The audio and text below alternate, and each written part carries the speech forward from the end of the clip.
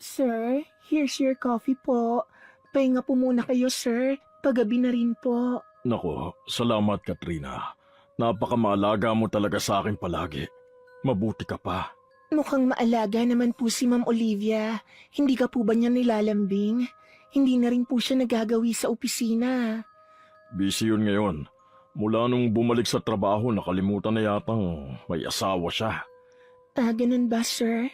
Kawawa ka naman po pala. Huwag po kayo mag-alala. Habang nandito po kayo sa opisina, ako munang magpapamper sa inyo. Malambing ang boses ni Katrina habang nilalapag ang bagong timplang kape. Nang mapaangat ang tingin ng boss niyang si Fernando sa kanyang direksyon, nanatili siyang nakayuko. Bulgar na nilalahad ang dibdib sa suot na masikip na blusa. Nang maabot ni Fernando ang tasa, nginitian niya ang sekretarya. Kung pwede lang kitang iuwi sa bahay, ginawa ko na Katrina. Ay nako, si sir talaga mapagbiro. Kahit na ang tono ni Katrina ay nakikipagbiruan, napangiti naman siya ng palihim sa narinig. Hindi lingid sa kaalaman niya na medyo lumalabo na ang relasyon ni Fernando at asawa nito. Kung ako siguro ang asawa mo, sir, todo alaga ako sa'yo. Sa gwapo mong yan, siguradong hirap mong kaligtaan. Tapos sa bahay lang ako palagi. Maghihintay sa pag-uwi kasama ang masahe. Natawa si Fernando ngunit halatang bumibigay rin sa pahaging ng sekretarya. Hindi ito ang unang beses na tila magnobyo ang dalawa kung maglandian. Mas inaasikaso pa ni Katrina ang boss kesa sa trabaho, kaya konting pagpapakyut lang niya, tila humaling si Fernando. Pinobola mo na naman ako eh. Paano kita ngayon maiiwan yan? Dadala na lang kita ng pasalubong. Anong gusto mo? Since ayaw mo naman akong isama, kahit makauwi ka lang ng safe, sapat na sa akin.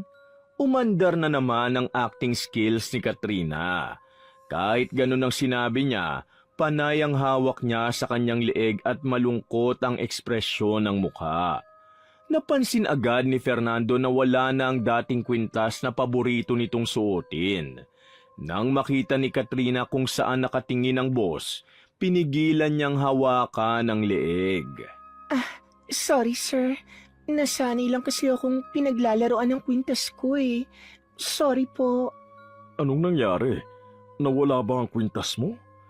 Hindi po. Kailangan ko lang po kasing isang lamuna.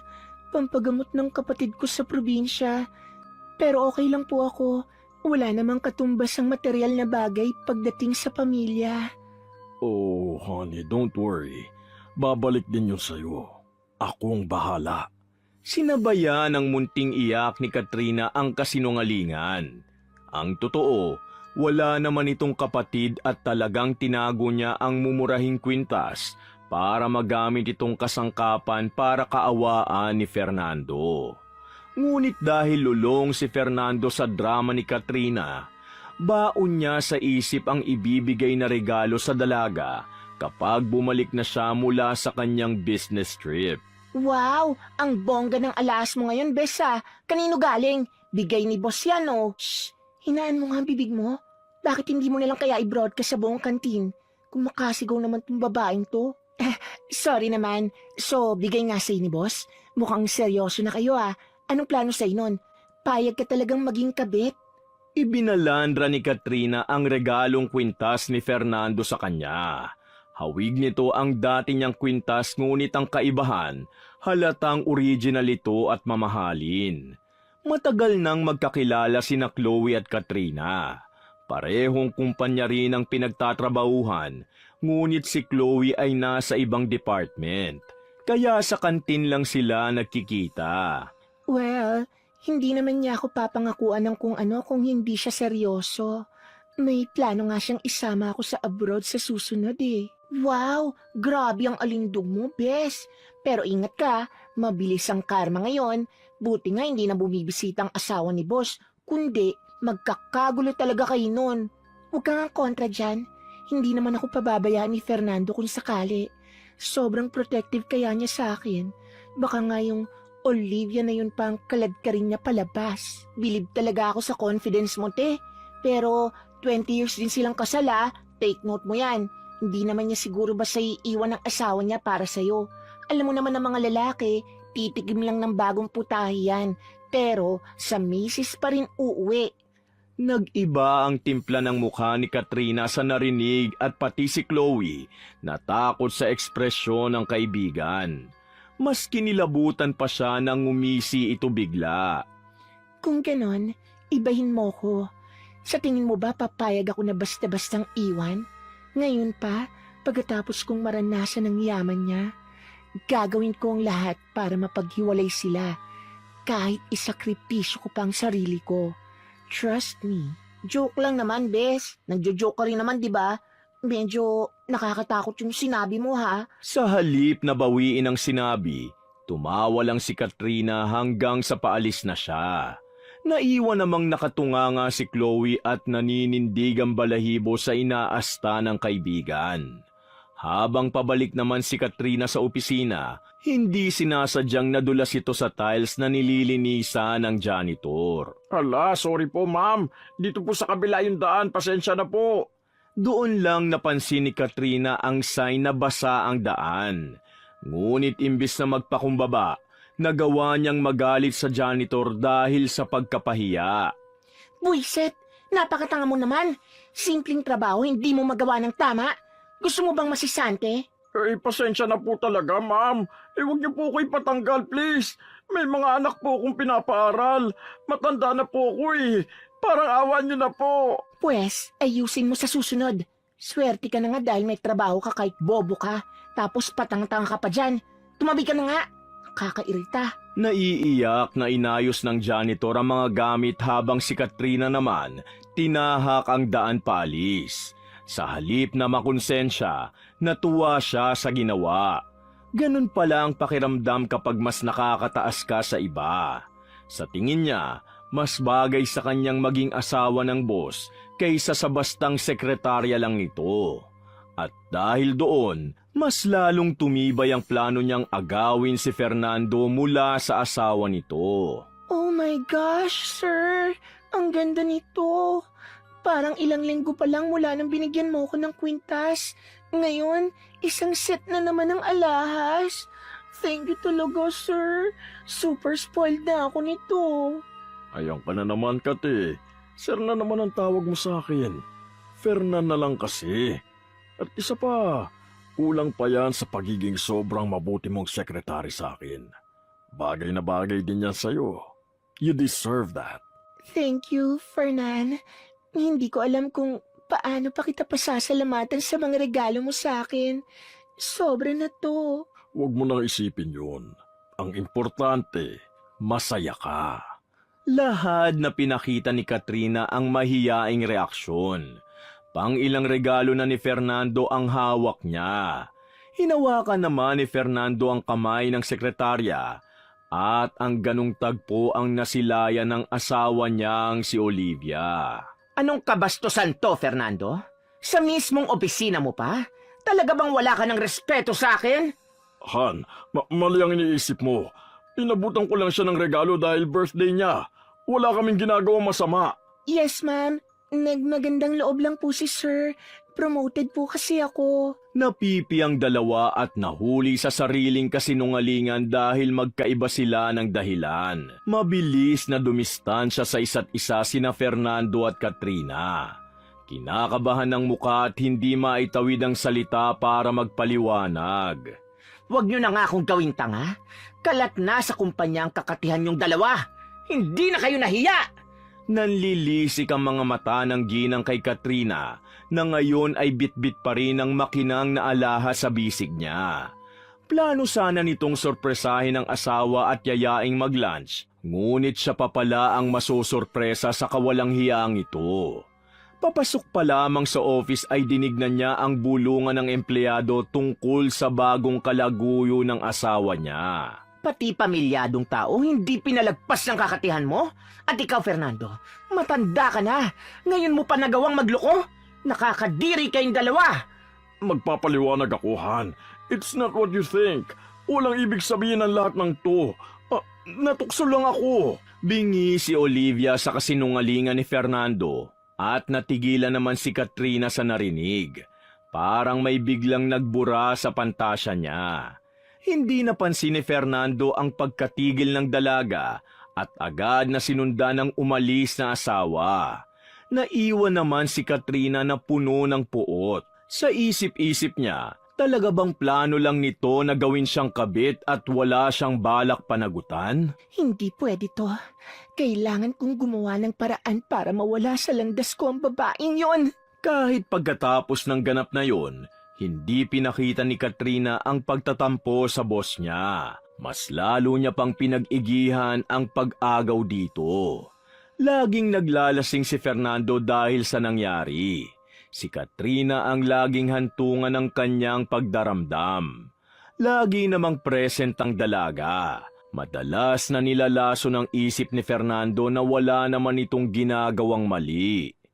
Sorry, Fernanda. Nang dahil sa akin, mas lalong lumayo ang loob sa'yo ng asawa mo. No, matagal na kami sira ni Olivia bago ka pa dumating. Kung wala lang kaming anak, baka matagal na kami naghiwalay eh. Eh, ano nang gagawin mo ngayon, honey? Susuyuin mo ba ang asawa mo? Kung gusto mo, ako na ang magpapaliwanag sa kanya ng nangyari. Pinakita ni Katrina ang pag-iyak kay Fernando. Yumuko pa ito at pinakunot ang mukha na para bang siya ang nahihirapan sa sitwasyon nilang tatlo. At dahil utu-utu ang lalaki, dali-dali niya namang dinaluhan ang dalaga. Hayaan muna natin si Olivia. Saka ako na siya kakausapin kapag lumamig na ang ulo niya. Alam ko namang hindi ako matitiis nun eh. Sobrang tagal ng taon na sasayangin niya kapag nagkataon. Eh ako, paano pagkatapos? Iiwan mo na ba ako? Kailangan ko na bang maghanap ng ibang trabaho? Malabong mangyari yun. Ako nang bahala, okay? Don't worry. Gagawa ako ng paraan. Basta kahit anong mangyari, nandito lang ako, Han. Hinding-hindi kita iiwan. Dismayado man sa narinig na wala sa plano ni Fernando na hiwalayan ang asawa, hindi na lang pinahalata ni Katrina. Pasasaan ba at magtatagumpay din siya sa paglaso ng isip nito at ito mismo ang aalis sa puder ng asawa. Bes, balita ko nahuli ka ni Mrs. Romero ah.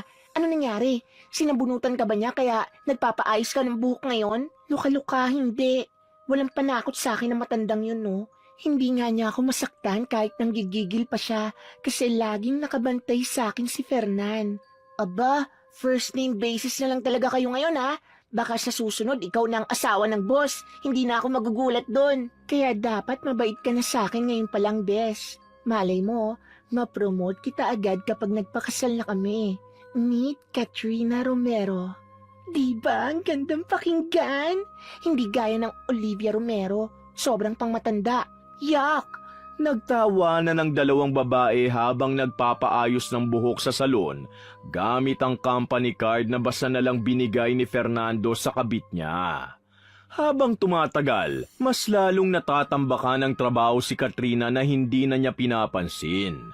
Habang ang abubot sa katawan niya ay padagdag ng padagdag. Mas mukha na itong boss at hindi mo mapaghahalata ang sekretarya. Pero Bes, hindi ka ba natatakot na baka hindi rin kayo magtagal? Kasi 30 ka na ngayon. What if may makita si Fernando na mas bata sa'yo? Asawa nga niya na may lahi, nagawa niya panlukoyin, di ba? What if lang naman? Malabong mangyari yun. Kahit anong ganda o fresh pa na mga yan, wala silang panama sa alindog ko, no? Ay pak, haba ng hair.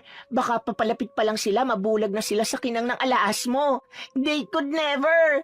Nag-appear ang dalawa. Halata ang kawalan ng klas sa lakas ng boses nila. Ngunit habang pauwi, muling nanumbalik ang kaunting pangamba ni Katrina na baka tama nga ang mungkahi ng kaibigan. Na kung anumang tinatamasa niya ngayon, mawawala rin sa isang iglap.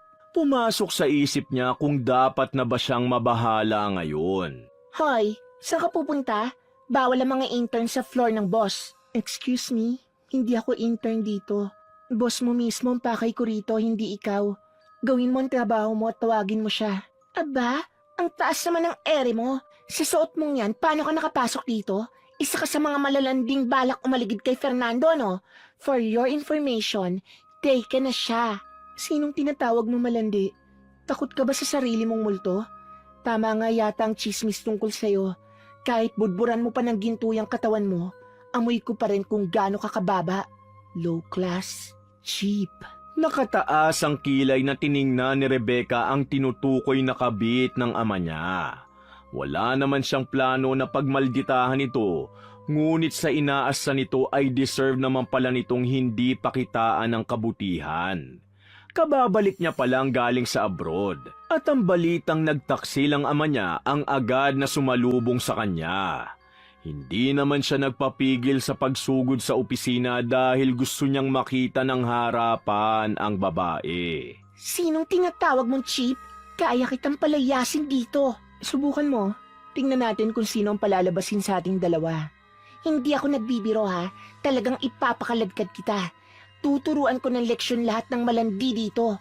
Makikita mo! Hindi mapakali na tinawag ni Katrina ang guard sa sobrang panggagalaiti. Mula nang itinanim ni Chloe sa isip niya na anumang oras ay kaya siyang ipagpalit sa iba ni Fernando, naging paranoid na siya. Halos lahat ng babaeng empleyadong lumalapit kay Fernando, pinagdududahan niyang may balak na agawin ng lalaki.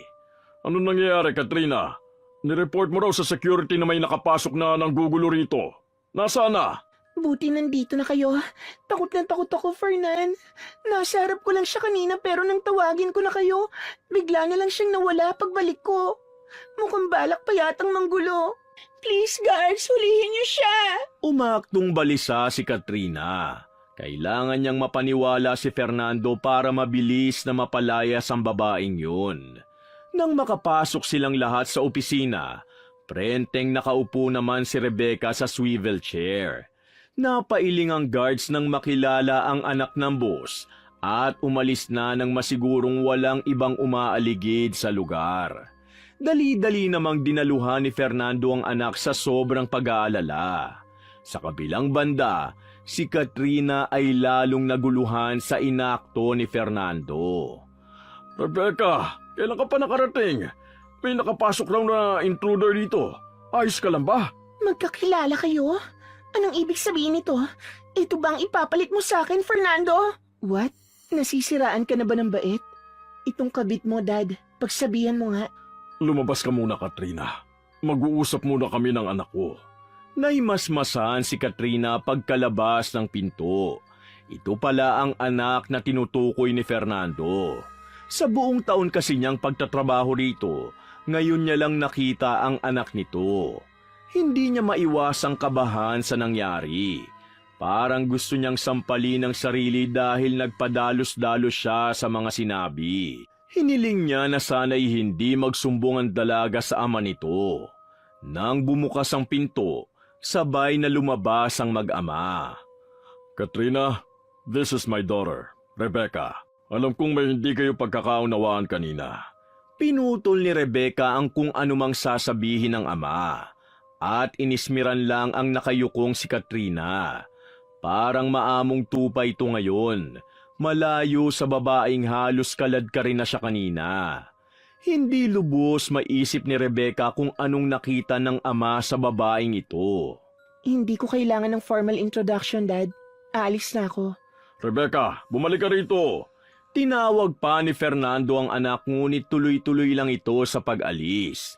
Kumapit naman agad si Katrina sa bisig ni Fernando.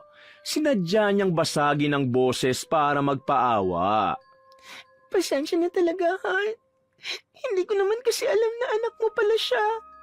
Napangunahan lang ako ng kaba. May nasabi ba siya sa'yo? Ako dapat ang humingi ng pasensya, Kat. Sorry sa inakto ng anak ko. Baka kasi sinisiraan na naman tayo ni Olivia kaya ganun ang trato niya sa'yo. Huwag ka mag-alala at pinagalitan ko na ang batang yon. Dapat hindi mo na ginawa yun, Han. Ayos lang ako. Normal naman siguro ang reaksyon niyang yun.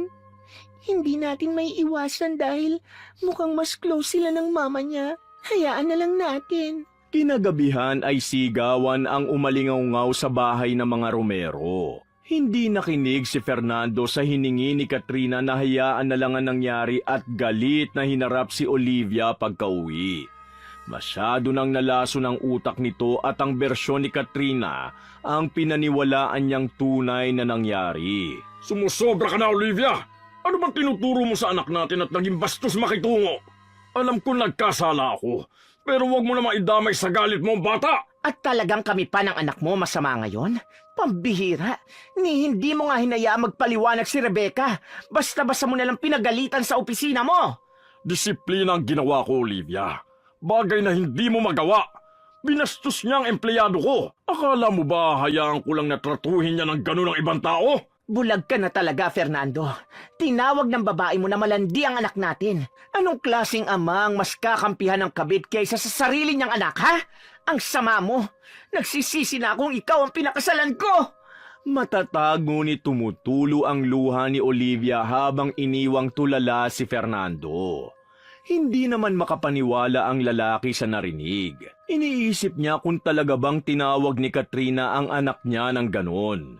Kailangan niyang kumpirmahin mula mismo sa babae ang akusasyon, kaya mabilis niyang pinuntahan si Katrina sa apartment nito. Natuwa naman si Katrina nang makita ang sasakyan ni Fernando, ngunit agad ding nawala nang makitang seryoso ang mukha nito. Totoo ba? Tinawag mo malandi ang anak ko, Katrina? Bakit mo nagawa yun? Hindi ko sinasadya, Fernan. Maniwala ka. Nadala lang ako ng emosyon. Pangako hindi ko na uulitin. Kahit lumuda ko sa'yo ngayon, mapatawad mo lang ako, please. Hindi ko na alam ang gagawin ko. Kay Rebecca ka dapat humingi ng tawad at hindi sa akin. Sa ngayon, mas mabuting itigil na muna natin to. Ayokong may madamay pa. Pero Fernan, hindi ko sinasadya. Please, makinig ka naman, oh. Mahal kita, please. Halos kumapit si Katrina sa damit ni Fernando, ngunit hindi ito nagpapigil. Tuluyan namang nalugmok si Katrina nang maiwan itong mag-isa. Hindi dahil nalungkot siya sa pag-iwan sa kanya ng lalaki, kundi dahil isa na naman itong kapalpakan sa mga plano niya. Nandito ka pa rin? Ang tibay mo, ah. Himalang kakunti ng alas mo ngayon. Laitin niyo lang ako. Deserve ko naman po. Humihingi pa rin po ako ng dispensa sa ginawa ko kahapon. Pasensya na po talaga. Kahit anong sabihin mo, hindi pa rin mababagong nakasira ka ng pamilya. Sana masaya ka na sa resulta ng ginawa mo. Bumalik ulit si Rebecca dahil sa kahilingan ng kanyang ina na makipag-ayos sa ama nito. Aminadong may mali rin siya kahapon, kaya napilitan siyang pumunta kahit na ayaw niyang makita ang kabit ng ama. Saka lang ako magiging masaya kapag wala ka na sa landas ko. Kayo ng nanay mo. Hindi maiwasang mapabulong sa isip si Katrina nang lumampas si Rebecca. Pinanatili niya ang nakakaawang emosyon. Tumayo siya at dahan-dahang naglakad patungo sa break room ng department ng kaibigan niya. Saktong break time nila at lumabas na rin si Chloe na ikinangiti niya. Bes, may gagawin ka bang importante? Ikaw pala, Bes. Katatapos ko lang kumain. Bakit? May pabor sana akong hihingin eh. Alam mong nandito yung anak ng boss, di ba? Umiiwas kasi ako ngayon pero kailangan ko pa rin tungtalin sa kanya. Ayoko magkagulo kami ulit. Kung pwede sana, ikaw na magatid nito, Bes. Naku, baka ako naman na mapag-initan yan, Bes ha. Labas na ako dyan. Hindi naman nun alam na magkaibigan tayo eh. Pabor din sa kanya yon. Promise, babawi ako sa'yo. Ililibre kita sa akinsi ng kahit na anong gusto mo. Sure ka dyan, Bes ha? Sige na nga, nasa na ba yung dadaling ko sa ati Chonang yon? Inabot ni Katrina ang mainit na kape kay Chloe. Siniguro niya kanina na ang paboritong drink nito ang gawin para tiyak na iinumin ito. Good timing din na nandito ang kaibigan, kaya hindi magdududa si Rebecca kapag ibang tao ang naghatid sa kanya. Nang makaalis si Chloe dala ang inumin, dumiretso siya sa CR at inihanda ang sarili. Magkasamang bumalik si Fernando at Katrina sa opisina. Panay pa rin ang pakiusap ni Katrina ngunit ayaw makinig ni Fernando sa mga paliwanag niya. Subalit laking gulat ng dalawa nang pagkapasok ng pinto ay kitang-kita ang nanginginig na katawan ni Rebecca sa sahig habang may bulang lumalabas sa bibig nito. Nakatayo naman si Chloe at nakatakip ang bibig habang hindi mapakali. Nang makita ang kaibigan, nabuhayan siya ngunit hindi niya inaasahan ang reaksyon ni Katrina. Chloe, anong ginawa mo? Wala akong ginagawa. Hindi ko alam kung bakit nagkaganyan siya bigla. Sinunod ko lang ang utos mo, Katrina. Tumawag kayo ng ambulansya! Rebecca, anak! Stay with me! Tulong! Guards, tulong! Bakit mo nagawa to, Chloe? Paano ka nakarating dito? Sinunod lang kita. Sumunod lang ako sa utos mo. Pahina ng pahina ang boses ni Chloe habang umaatras. Sinamantala niya ang pagsugod ng medik sa pinto at mabilis na iniwan ang lugar. Ayaw niyang lalong madiin sa kung anumang pinagawa sa kanya ni Katrina. Pinili niyang tumakas gamit ang fire exit, ngunit nang paliko siya'y naabutan siya ni Katrina. May kakaibang ekspresyon sa mukha ng babae na lalong nagpahindi kay Chloe. Salamat, Bes. Ngayon, si Olivia na lang ang poproblemahin ko. Walang hiya ka, Katrina. Nagawa mo pa ako idamay sa kabaliwan mo. Hindi na dapat ako nagtiwala sa iyong hayop ka. Walang pata sa mundo, Bes. Kailangang may alay para may tagumpay. At sa puntong to, ikaw ang nagsilbing alay. Demonyo ka! Hindi natuloy ni Chloe ang sasabihin nang malakas siyang itulak ni Katrina sa hagdan. Tumutulo ang luha ni Katrina na tinignan ng kaibigan sa huling pagkakataon. Umiiyak siya hindi dahil sa konsensya, kundi para maipakitang wala siyang kinalaman sa nangyari. Kumusta na ang anak ko, Dok? Kailan siya magigising, Dok? Magiging okay lang ba siya? As of now, stable na ang kalagayan ng pasyente. Pero ikinalulungkot ko na magiging matagal ang recovery niya at hindi sigurado kung kailan siya magigising. Sobrang daming laso nang na-ingest ng anak niyo. She needs all the rest she could have. Ayon sa investigasyon, walang motibo o personal na galit si Chloe sa biktima. Base na rin sa ebidensya, nakalagay ang pangalan ni Katrina sa cup at galing kay Chloe ang kape. Lumabas na ang tangkang lasunin ni Chloe ay si Katrina at ang motibong nakikita nila ay inggit. Sa sobrang guilt ay nagpatihulog ito sa hagdan sa halip na sumuko sa pulis. Hindi man natuluyan si Chloe, ngunit nagtamo ito ng maraming injury at hanggang ngayon ay nasa kritikal na kondisyon. Hinihintay nila itong magising para litisin. Sorry, anak. Kasalanan ko lahat ng to. Patawarin mo si Dad. Walang magagawa ang pag-iyak mo, Fernando. Umabot ka na sa sukdulan. Maghiwalay na tayo. Ibibigay ko na ang kalayaan na gusto mo. Pero wag na wag ka nang magpapakita sa aming mag-ina. Hindi inaasahan ni Fernando ang kawalan ng reaksyon ni Olivia. Ang akala niya, sisigawan siya nito at sisisihin. Ngunit malamig lang ang tingin sa kanya nito hanggang sa makaalis siya. Hindi niya alam ang gagawin. Ngunit dinala siya ng mga paasa kung nasaan si Katrina. Ayos lang ba si Rebecca? Kasalanan ko tong lahat, Fernando. Sana akong nasa ospital ngayon at hindi ang anak mo. Wala kang kasalanan, Katrina. Nadamay ka lang din. Mabuti't hindi ka nasaktan. Parang robot na niyakap ni Fernando si Katrina. Nilabas ni Fernan ang kwintas mula sa kanyang damit. Simpleng ginto ito, ngunit sa dulo ay may napakagandang pulang bato. Kapag inikot ay may singsing na nakasabit. Kumikinang ito sa liwanag at kung bubuksan ang lock, may nakatago sa gilid na munting pares ng hikaw. Anong ibig sabihin nito, Fernan? Tanda to ng pagmamahal ko sa'yo. Ngayong malaya na ako, hindi na natin kailangang magtago. Pwede na kitang pakasalan. Hinubad ni Fernando ang alahas at inabot kay Katrina. Gusto mang magpakipot ni Katrina, Tila may kakaiba sa alas na to na naaakit ang tingin niya sa pulang bato. Pero, paano na ang mag-ina mo? Parte na lang sila ngayon ang nakaraan ko. Ikaw na ang ngayon at bukas ko. Hindi na ako aalis sa tabi mo. Ito ang matagal mo ng pangarap, hindi ba? Sa halip na kabahan sa iniwang makahulugang salita ni Fernando, umusbong lang ang pagbubunyi sa loob ni Katrina. Sa wakas, nagtagumpay na siya sa kanyang plano. Han, anong mas gusto mo?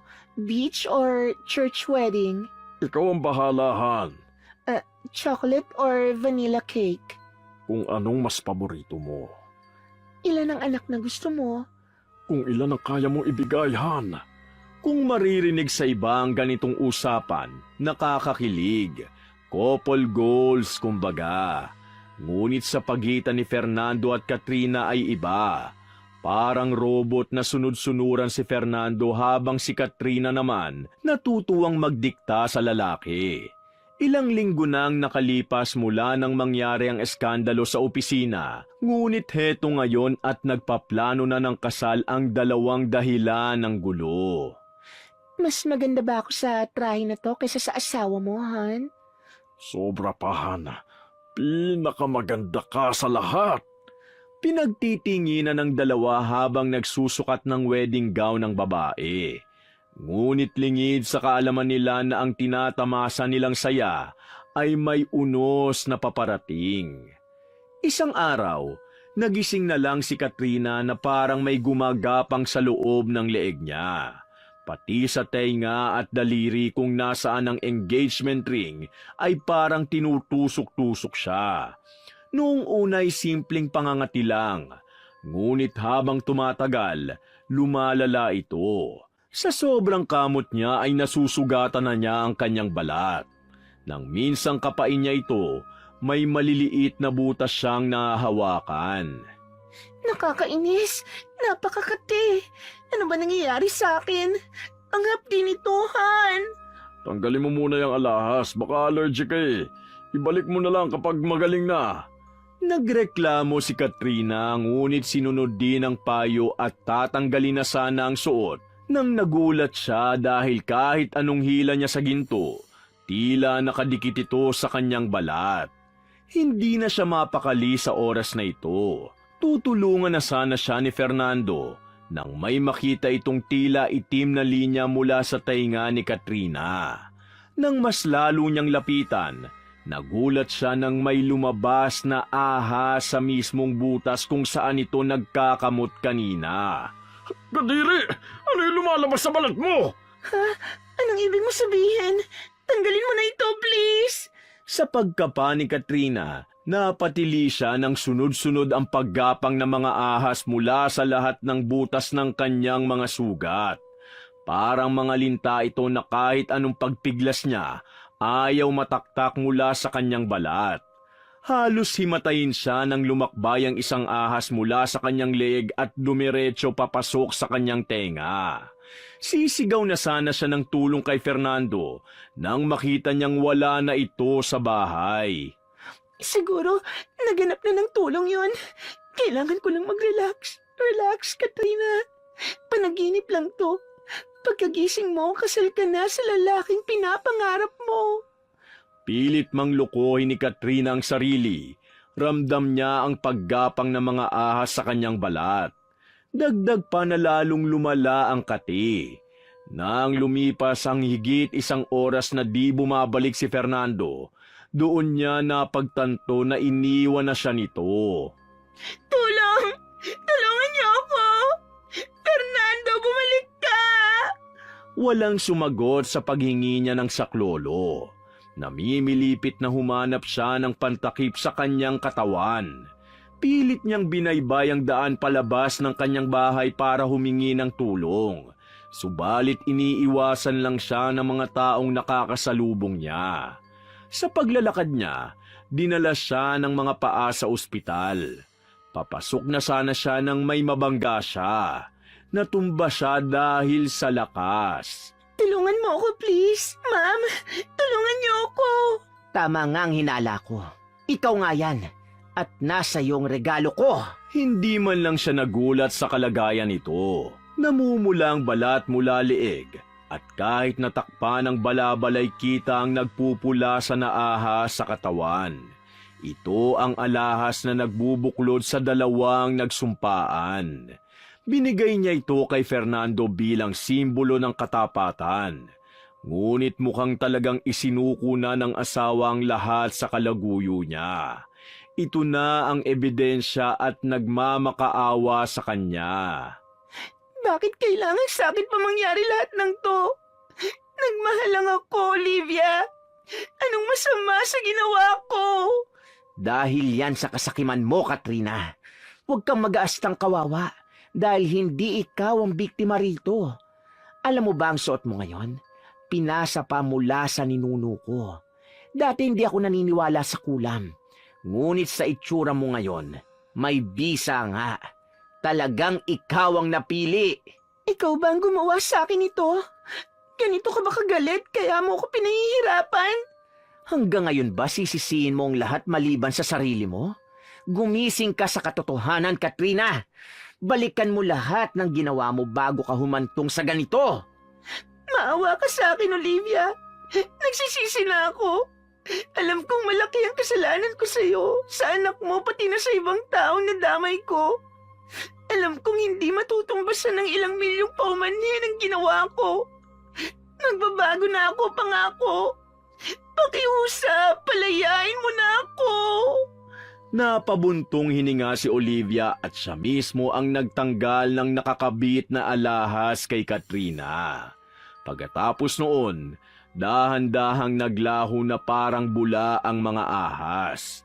Kumipot ang butas sa balat ni Katrina, ngunit nag-iwan ito ng marka.